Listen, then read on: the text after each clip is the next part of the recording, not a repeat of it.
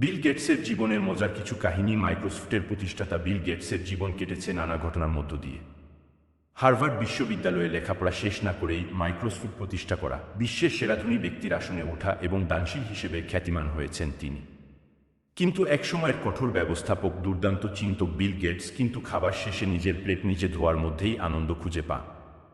তার জীবনে এমন কিছু মজার ঘটনা আছে যা আনন্দদায়ক। বিভিন্ন বই, ওয়েব ও তার সহকর্মীদের সাক্ষাৎকারে এসব মজার কাহিনী উঠে এসেছে।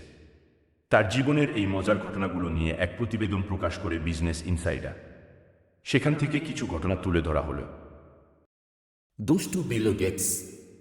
কিশোর বিল গেটস কিন্তু একেবারেই শান্তশিষ্ট ছিলেন না। স্কুলে পড়ার সময় তার পছন্দের সব মেয়েকে এক ক্লাসে আনার ব্যবস্থা করেছিলেন তিনি। কিশোর বিল গেটসকে স্কুল কর্তৃপক্ষ কম্পিউটার ব্যবহার করে একটি ক্লাস শিডিউল তৈরি করে দিতে বলেছিল। এই সুযোগ কাজে লাগান তিনি। তার পছন্দের সব মেয়েকে দিয়ে নিজের ক্লাস করান। হার্ভার্ডে পড়ার সময় যেসব কোর্সের জন্য নিবন্ধন করেছিলেন তার একটিতেও হাজিরা দেননি। এর পরিবর্তে তাঁর ভালো লাগতো যেসব ক্লাস, সেখানে বসে যেতেন। তবে তাঁর মুখস্থ বিদ্যা ছিল দুর্দান্ত।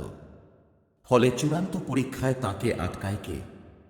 ফলে ক্লাস না করেও সবসময় এ গ্রেড পাওয়া ছাত্র ছিলেন বিল গেটস। কারণ তিনি একজন সত্যিকারের প্রোগ্রামার।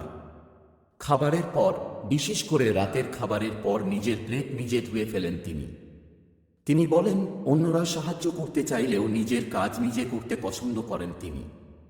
গেম পোকা। কম্পিউটারে গেম খেলা বিল গেটসের পছন্দ, কিন্তু তা একসময় নেশা হয়ে গিয়েছিল।